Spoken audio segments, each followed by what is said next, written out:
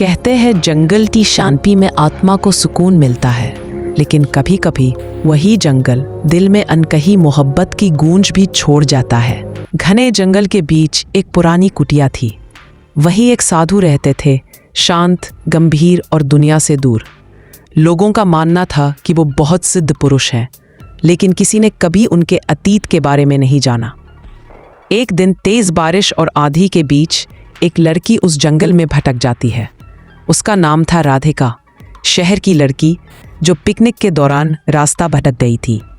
भीगी हुई, कांपती हुई वो कुटिया तक पहुंचती है। साधु दरवाज़ा खोलते हैं। उनकी आंखों में करुणा थी। वो लड़की को अंदर लाते हैं, आग जलाते हैं और गर्म चाय देते हैं। राधिका धीरे धीरे अपने डर से बाहर आती है। साधु के शांत स्वभाव और मृदु वाणी से उसे एक अजीब सी शांति महसूस होती है। रात बीतती है। राधिका नींद में बड़बड़ाती है, सब मुझे छोड़कर चले गए। साधु सुनते हैं पर कुछ नहीं कहते।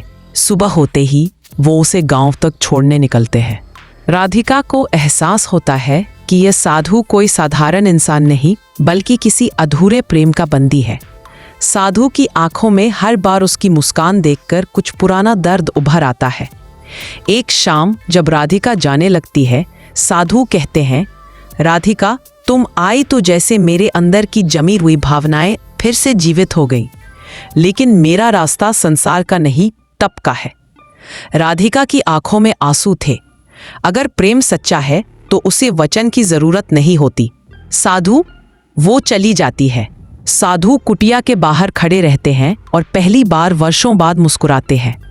हवा में उसकी खुशबू रह जाती है और साधु अपने भीतर एक नई रोशनी महसूस करते हैं। कहानी यही खत्म नहीं होती।